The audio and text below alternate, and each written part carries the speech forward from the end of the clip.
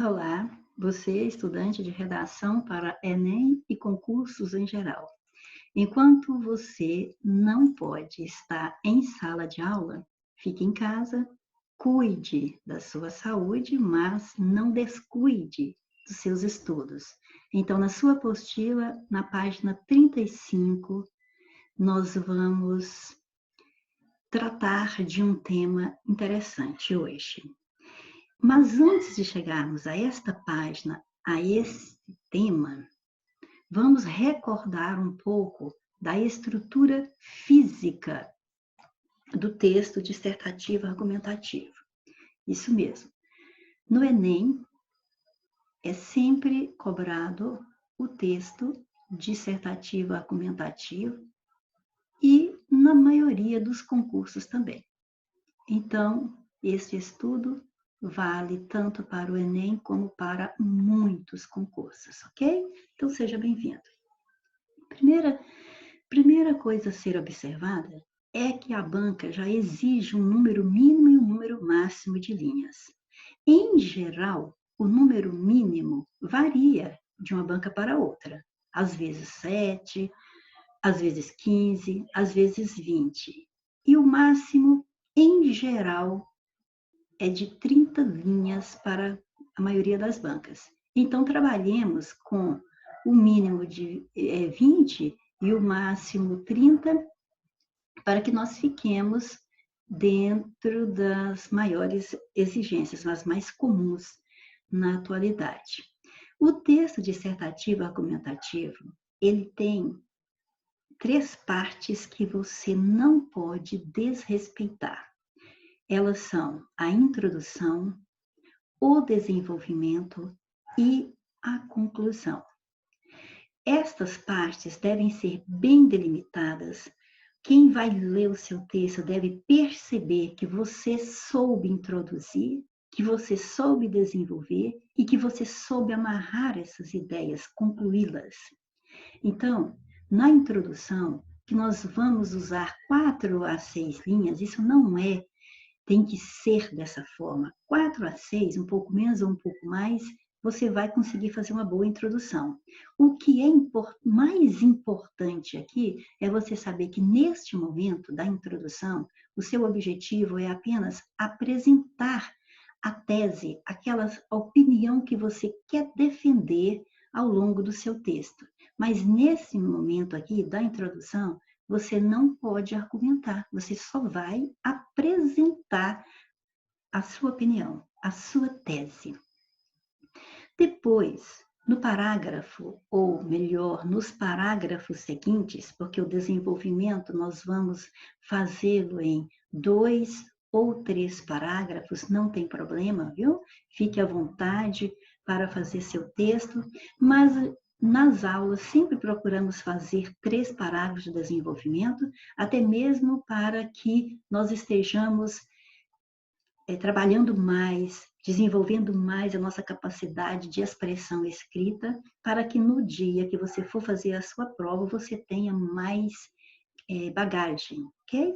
Então, que sejam 2 ou que sejam 3, mas procure também fazê-los mais ou menos com o mesmo número de linhas. Mas não vai se preocupar que tem que ser exatamente o mesmo tamanho, mas que não fique tão distonante quanto ao tamanho, certo? Para o texto ter uma apresentação bonita também. Aqui, no desenvolvimento, é a parte mais valiosa da sua prova de redação, porque é aqui que você vai apresentar os argumentos. Aqui sim é hora de você apresentar os seus argumentos, as suas opiniões ou contra-argumentos, porque às vezes você é contra o fato que você está discorrendo, então você vai apresentar o seu contra-argumento. E depois que você fizer o seu desenvolvimento em 2 ou 3 parágrafos, aí você vai, então, amarrar essas ideias. Então, aqui a gente diz amarrar, vamos até colocar entre aspas, porque é um sentido figurado, mas amarrar as ideias que foram difundidas ao longo do texto.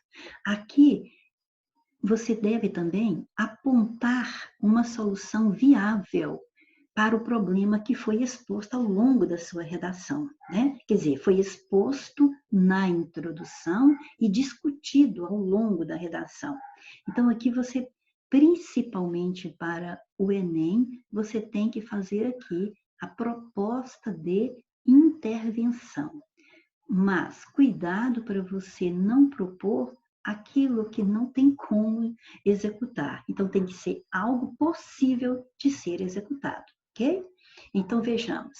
Um texto dissertativo, nós vamos ter a introdução, a conclusão e, né, mais a conclusão, desculpa, eu vou falar só as partes na ordem certa. Nós vamos ter a introdução, nós vamos ter o desenvolvimento e nós vamos ter a terceira parte, que é a conclusão.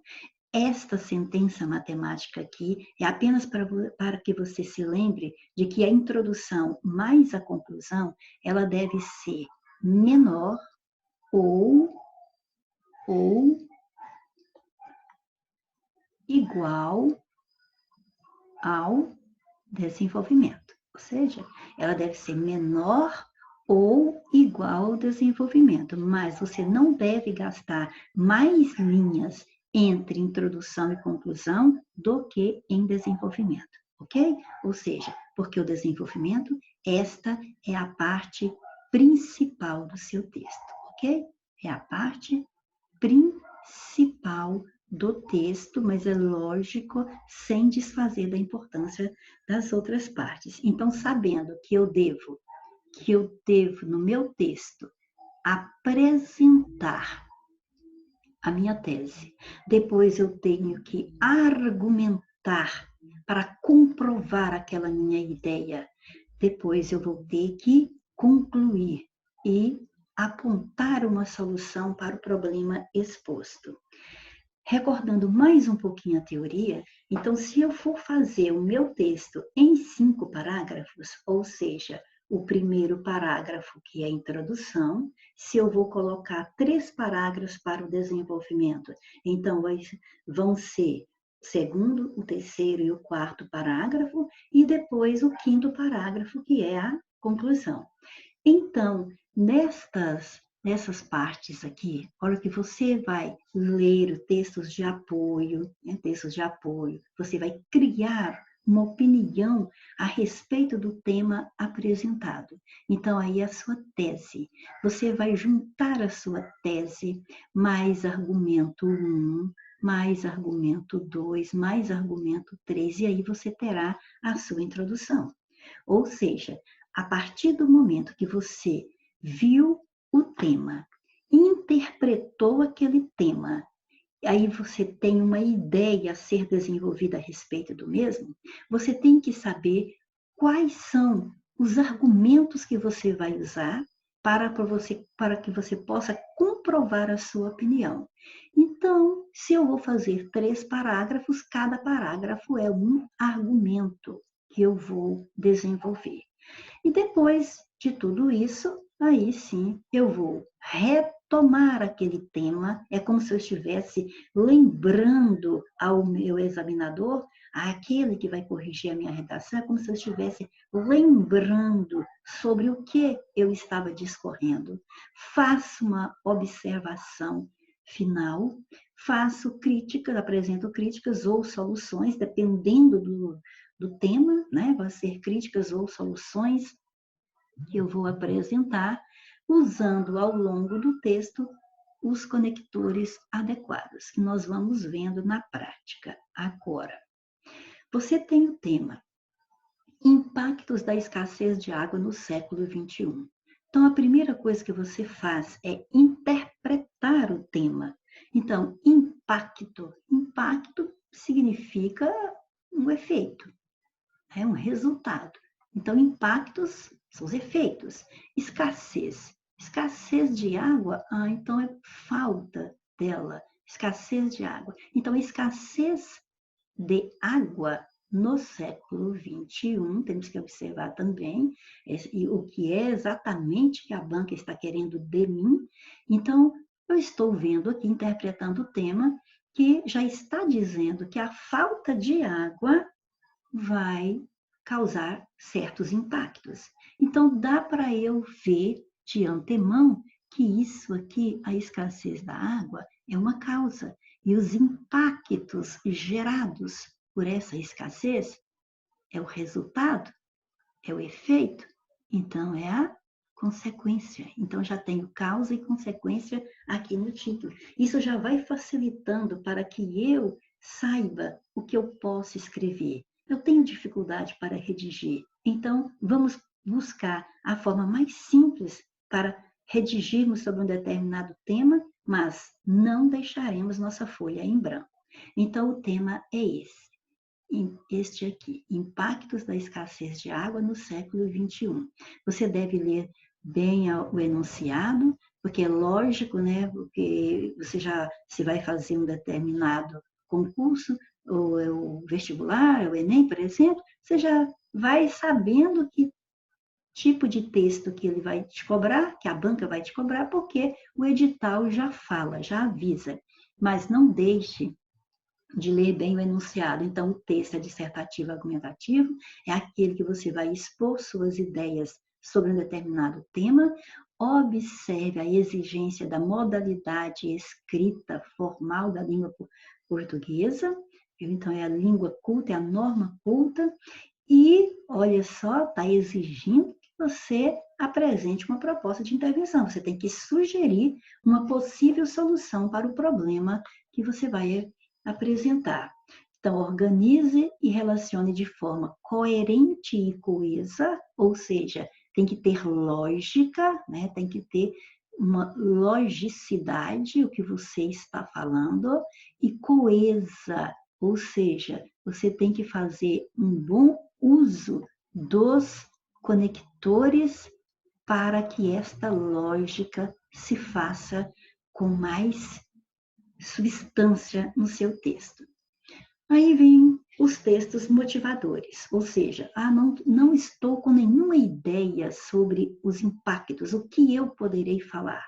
Então, vamos ler os textos motivadores, porque eles vão oferecer alguma ideia para nós. Lembre-se, não podemos copiar partes do texto para montar nossa redação, senão seremos eliminados, certo?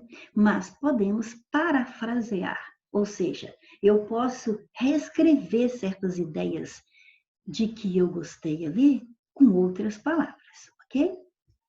Então vamos lá. A água potável e segura e o saneamento adequado são fundamentais para a redução da pobreza, para o desenvolvimento sustentável. Enfatiza Ban Ki-moon, secretário-geral da ONU até 2016. Então, esta pessoa aqui, este secretário, está afirmando, veja que tem as aspas aqui, fala dele mesmo, uma citação direta, que a água potável e segura, mais o saneamento adequado, são fundamentais para quê? Para reduzir a pobreza. Então, eu já estou tendo uma ideia. Quer dizer, então, que água potável mais saneamento são estruturas básicas para que o cidadão tenha uma vida com uma melhor qualidade. Então, olha só, já é uma ideia que eu posso colocar no meu texto. E aí, desta ideia, eu vou puxando outras. Mas vamos continuar a leitura. Estudos das entidades internacionais demonstram que o abastecimento de água e a disponibilidade de saneamento para cada pessoa deve ser contínua e suficiente para usos pessoais e domésticos. Então, ser contínuo e suficiente, senão não adianta também, senão não vai dar o resultado que se busca. Estes usos incluem água para beber, saneamento pessoal, lavagem de roupa, preparação de refeições e higiene pessoal e do lar.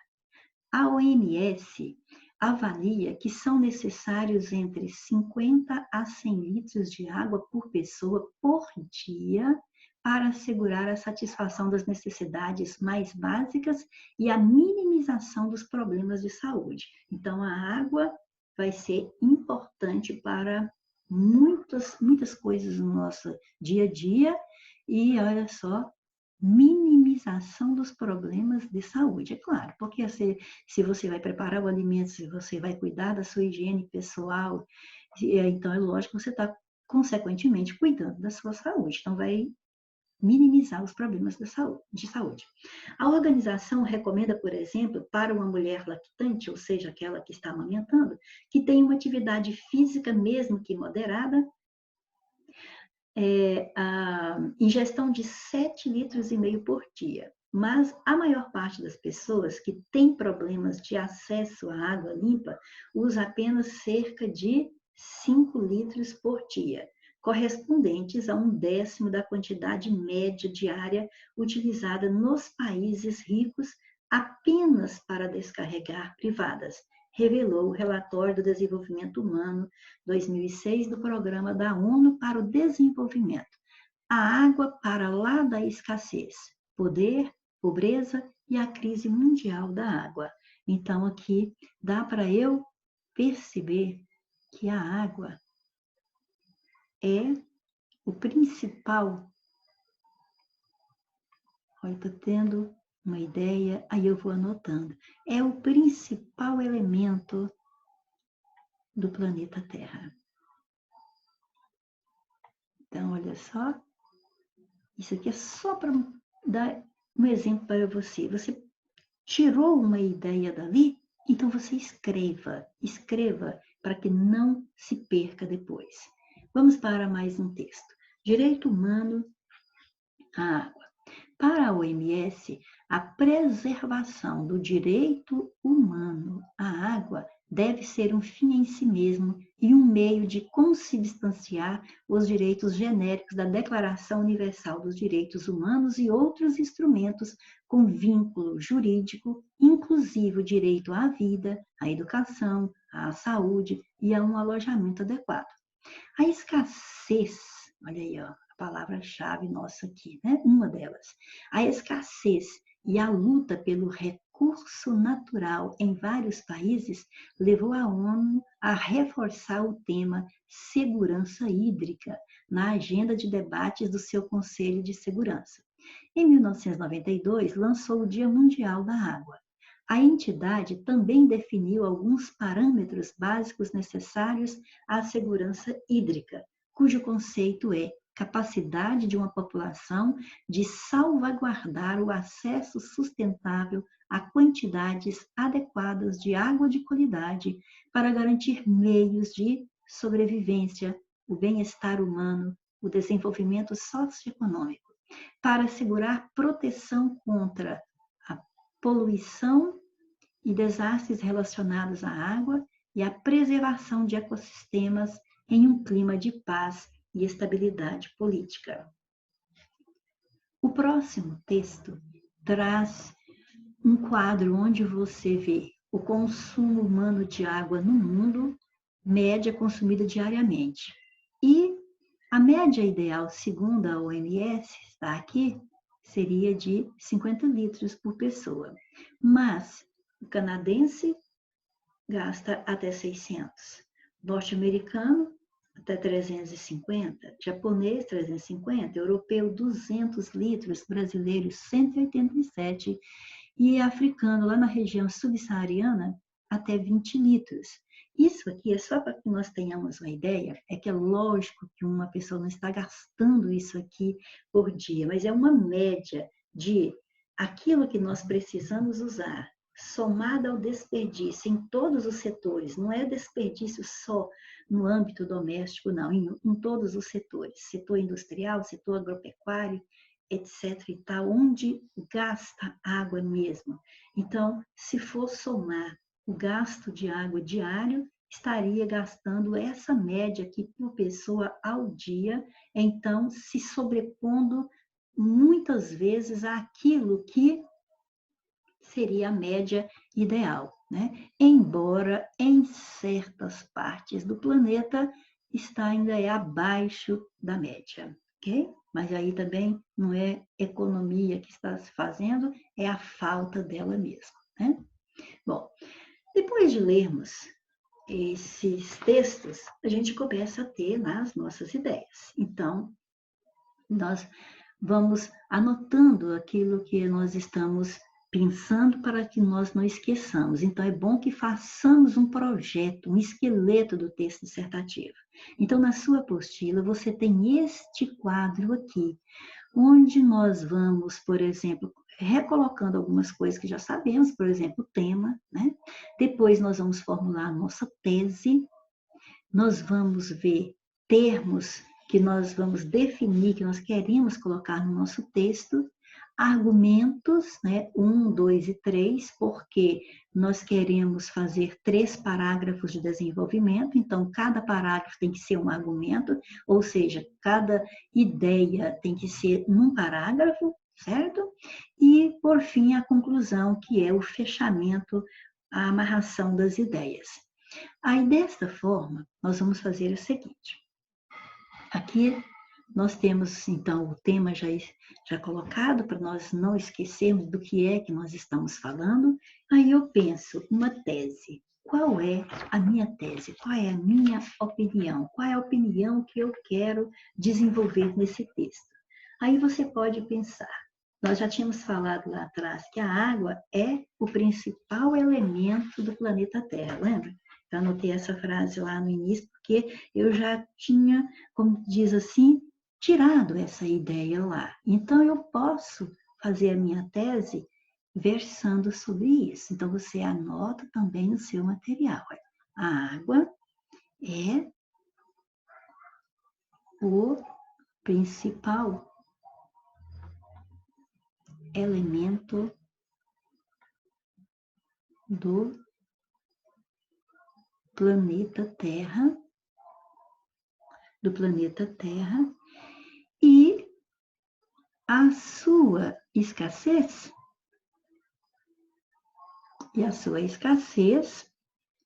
provoca efeitos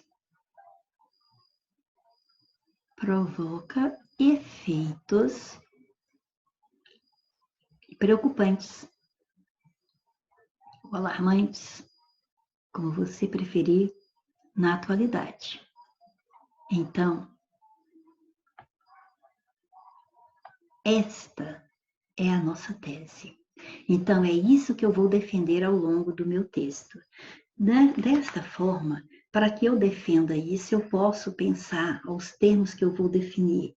Então, eu vou falar da importância da água, né? Eu vou falar da importância dela.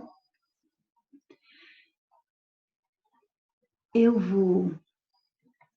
lógico, é indiscutível, então a importância da água seria um termo para eu definir aqui.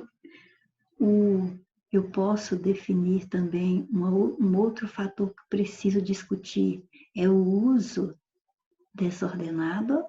Então, olha, a gente vai colocando sem nem fazer a frase perfeita. Coloca uma dica, é para que eu não me esqueça. Eu estou me organizando aqui, né? Eu estou falando da importância da água, né? Do uso desordenado da água, e eu posso dizer também das consequências desse mau uso, né? Então, no argumento 1, eu estou pensando, o que eu vou fazer, então, aqui no meu primeiro parágrafo de desenvolvimento, que é o meu argumento 1. Então, aqui eu posso, por exemplo, dizer que a água mais saneamento,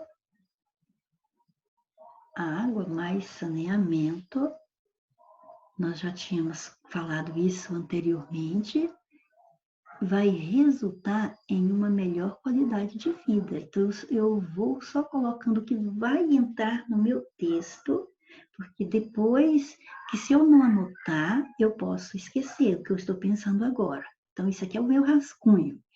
E depois, é isso aqui mesmo que eu vou fazer aqueles períodos mais bonitinhos, com os conectores, tudo no lugar certo. Então, eu vou colocando aqui, ó, água, saneamento básico, vão gerar qualidade de vida. E daí? Aí você pensa, mas e daí, né? E daí que se nós temos qualidade de vida, é lógico que isso vai interferir, isso vai interferir no desenvolvimento pessoal. Ou seja, se eu tenho uma boa infraestrutura de vida, é lógico, né? Eu tenho uma qualidade de vida, então eu vou ter um desenvolvimento autossuficiente, eu vou desenvolver o meu lado pessoal, e se eu desenvolvo o meu lado pessoal, eu também desenvolvo o social. Então, o desenvolvimento pessoal, o desenvolvimento social, porque eu tenho qualidade de vida, então eu posso também fazer com que a sociedade se forme com mais qualidade, né, também. Então, com tudo isso aí, o que eu vou concluindo aqui? Então, se tem isso aí tudo, tem um cidadão saudável. Se tem um cidadão saudável, eu vou ter um meio melhor para viver. Consequentemente, nós vamos fazendo um mundo melhor. Então, muitas coisas podem entrar para fomentar a nossa qualidade de vida. Mas hoje o assunto é a água. Sem a água não há vida. Então, se nós recebermos água potável com eficiência, né, com a constância necessária e com eficiência, e o saneamento básico também, é lógico que nós vamos ter qualidade de vida. Se a pessoa tem qualidade de vida, ela vai ter um desenvolvimento pessoal interessante. Ela vai também poder promover o desenvolvimento social, porque se eu me desenvolvo como pessoa, eu vou ser melhor, um cidadão, uma cidadã melhor, e eu vou estar contribuindo para formar uma sociedade melhor, porque cidadão saudável vai ser igual a um meio melhor para se viver, porque ele vai formar uma sociedade melhor para se viver nela e, consequentemente, teremos um mundo melhor. É lógico que essas são só as ideias, depois sim, nós transformaremos isso em um parágrafo. No argumento 2, eu posso lembrar que, infelizmente, esses detalhes tão positivos do argumento 1 podem ir por água abaixo, já que estamos falando de água, podem ir por água abaixo se nós não tivermos um controle sobre o uso racional, nós tivermos o uso racional da água, né? Porque estamos falando exatamente da escassez dela. Então, no argumento 2, eu já posso entrar com um argumento que vai contrariar esse anterior. Ou seja, eu vou já começar falando, no entanto, né, o porém, contudo, todavia, o uso, olha, então já vou até colocar um porém aqui, porque já vou lembrando que o que eu vou colocar aqui agora contradiz o que eu estava dizendo anteriormente. Então, porém, o uso desordenado. Desordenado. Onde que eu tenho uso desordenado da água? Onde eu tenho uso desordenado da água? Ora, gente, eu sei que nós precisamos do alimento e a maior parte dos alimentos são produzidos através de irrigação. Então, na irrigação, usa-se muita água, mas não só porque precisa daquele tanto. É porque o modo de irrigação em muitos lugares, principalmente no Brasil, não é de forma sustentável. Então, desperdiça-se muita água. Então, o uso desordenado da água na agricultura. Além disso, não vamos focar nesse ponto, porque o nosso assunto não é esse agora, mas é lógico que só de falar na agricultura, a gente já lembra de agrotóxicos. Então, quando vem a chuva, vai levando esses agrotóxicos para onde? Para as águas, para os rios, e vão matando a vida que tem ali nos rios, e contaminando também a água para nós, né, para o nosso uso, então vai ficando sem a qualidade, e sem contar que vão secando também os rios, né? Lógico, por causa do uso desordenado da água. Então, o rio que não seca, ainda se tem água, a água pode se contaminar e etc e tal. Então, quer dizer, é o uso desordenado da água na agricultura, na pecuária, né? Lógico, nas indústrias, gente, para produzir uma roupa, para produzir um refrigerante. Então, quer dizer, é um uso muito grande de água. Mas é lógico, sempre temos que focar no fator que não é quer dizer que vai parar de produzir, porque aí também não tem como. Mas precisava que houvesse uma regulação mais séria, mais rígida no uso da água e no reaproveitamento da água para que nós não soframos tanto com esse fator aqui, ó, da escassez. Né? Então, o uso desordenado da água na agricultura, na pecuária, nas indústrias, mas é claro também, né? Nos lares, né, no uso doméstico também, lógico. Então, tudo isso aqui vai fazer o quê? Tudo isso vai resultar no esgotamento. Então, esgotam os mananciais, então, esgotam os recursos, ou esgotam os recursos, ou os que sobram ficam prejudicados porque, às vezes, tem aquela falta de manejo mesmo, tanto na agricultura quanto nos lares também, na captação de dejetos, né? Quando lançam aí, às vezes, a céu aberto, etc e tal, ou lança diretamente nos rios, né, sem tratamento. Então, vai acabando com os recursos hídricos, vai acabando com a água potável de que nós precisamos para sobrevivermos. E no argumento 3, eu posso pensar que com esta colocação aqui do argumento 2, isso aí vão gerar muitas consequências para a vida do ser vivo na Terra, não só, né, do homem, do ser vivo em geral. Então, nós vamos colocar aqui que a falta de consciência no manejo, falta de consciência no manejo vão fazer com que nós possamos ter o quê? Secam rios, lagos, açudes, ou outros afins, né? Outros semelhantes, os esgotos a céu aberto também vão fazer o quê? Vão, é lógico, prejudicam os lençóis freáticos, por exemplo. Então, está contribuindo para a escassez da água. Então, tudo isso aí junto vai contribuir para a escassez da água. Mas não podemos nos esquecer de que em casa também os banhos demorados, as torneiras pingando, viu? Banhos demorados, lavar carros, né? Lavagem de carros, de calçadas, só para ir lembrando. O que eu posso colocar no meu texto? Lavagem de calçados, lembra das torneiras, que às vezes não só a gente deixa aberta, às vezes, enquanto está usando, desperdiçando a água, como também, às vezes, não fecha direito, fica lá pingando.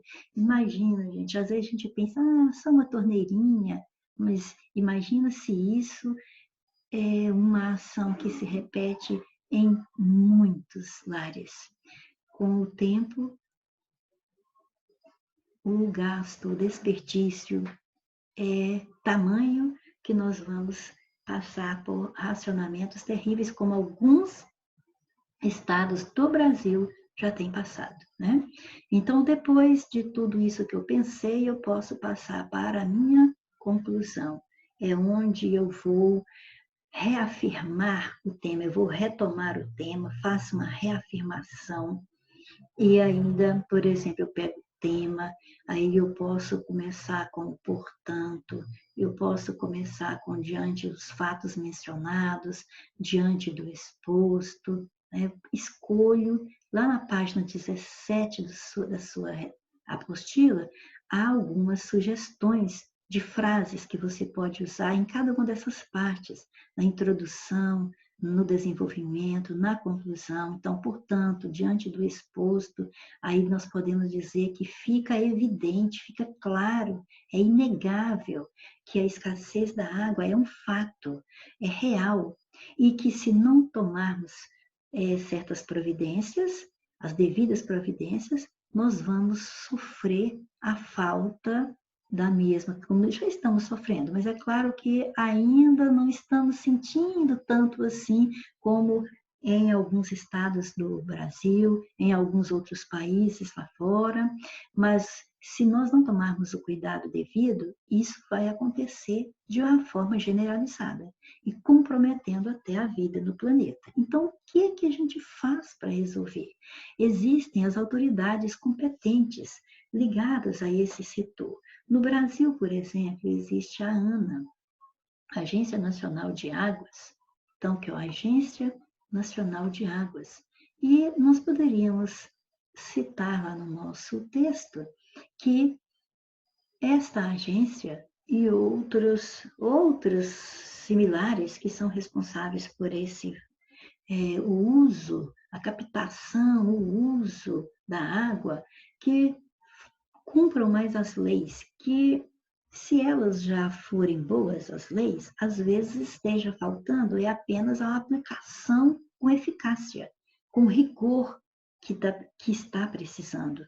Então, que se isso acontecer, né, em âmbito legal, se isso for revertido dia a dia para a realidade de cada setor, empresas, em casas, né, as famílias, então nós poderemos reverter o quadro e poderemos dar uma vida mais longa para o nosso planeta, né? Garantirmos a vida para as gerações futuras, isso é importante. Então eu posso citar a ANA, eu posso citar agências similares, órgãos similares para a defesa dos nossos recursos hídricos, mas nós não podemos esquecer também de falar das indústrias, dos empresários, dos pecuaristas, para que faça o uso consciente da água, ou seja, uso consciente, sem desperdício, reaproveitando, né? Sem desperdício. Vou colocar aqui, ó, sem desperdício, reaproveitando. Eles têm que achar um jeito. Não pode só gastar. Às vezes tem jeito de reaproveitar uma determinada água e simplesmente é lançada fora. Então, precisamos apelar para o reaproveitamento também. É lógico. E é lógico, não podemos nos esquecer também de uma reeducação também do uso doméstico, viu? Então, são ideias que nós podemos lançar no nosso texto. Aí, então, depois de a gente conversar dessa forma aqui, eu tenho certeza que você tem muito mais ideias aí, né? Então, você deveria agora parar o vídeo e fazer a sua redação, para depois você conferir aqui com um modelo que eu vou deixar para você, certo? Considerando que você vai fazer isso, vejamos como poderíamos organizar isso num texto em, no máximo, 30 linhas. Aqui está. Olha, o bem-estar humano está intimamente ligado à possibilidade de acesso constante e eficiente à água e ao saneamento. Porém, a despeito da importância desse líquido precioso, o mundo se vê às voltas com a sua má gestão, o que implica consequências danosas e irreversíveis. Então, você vê que aqui nós temos o nosso primeiro parágrafo, o parágrafo da introdução. Veja, você pode voltar aqui, que você vai ver que no argumento 1, nós falamos sobre a importância da água aqui, a qualidade de vida que ela vai gerar, né? A água com saneamento básico. Depois, no argumento 2, nós falamos do uso desordenado, e no argumento 3, nós falamos dessa falta de consciência no manejo, as consequências da falta de consciência, né? Secando rios, etc. e tal.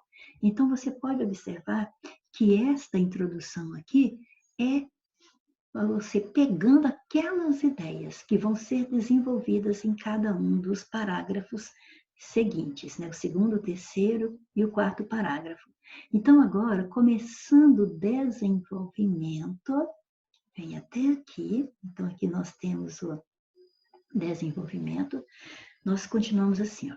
A oferta de água potável e saneamento a uma população é forte garantia de fomento à sua qualidade de vida e do consequente crescimento pessoal e social.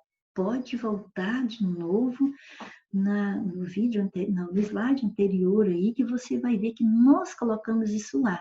Colocamos em forma de esqueletinho, mas dá para chegar a esse período. Infere-se que um cidadão saudável é promessa de melhoria do meio em que vive e dos que dele dependem. Se esse ciclo vital não for quebrado, espera-se um mundo melhor para todos. Então, ótimo, apresentamos aqui o argumento 1, aquele que é positivo se a oferta de água potável for eficiente e constante, juntamente com o saneamento. Porém, lembra que quando fomos para o argumento 2, eu falei que ia entrar fatos que contradiziam o que nós estávamos dizendo antes, se não tomarmos providência. Então, já começamos com um porém, ou seja, uma conjunção adversativa. Então, porém, vírgula logo após, o uso indiscriminado da água nas lavouras, nas indústrias, no meio doméstico, entre outros, comprometem sobremaneira a garantia do direito constitucional do cidadão de acesso à água, porque é um direito constitucional, do mesmo jeito que é direito nosso à educação, à moradia, nós temos direito constitucional de acesso à água. O modelo de irrigação não sustentável, por que nós dissemos aqui modelo de irrigação não sustentável? Porque eu disse que no nosso país mesmo, o modo de irrigar as lavouras tem grande, né, desperdiça muita água. E a corrida do ouro na larga produção industrial, por que corrida do ouro? Porque nas indústrias eles querem produzir cada vez mais para enriquecer cada vez mais. Então, é a corrida do ouro na larga produção industrial, esgotam ou degradam os recursos hídricos.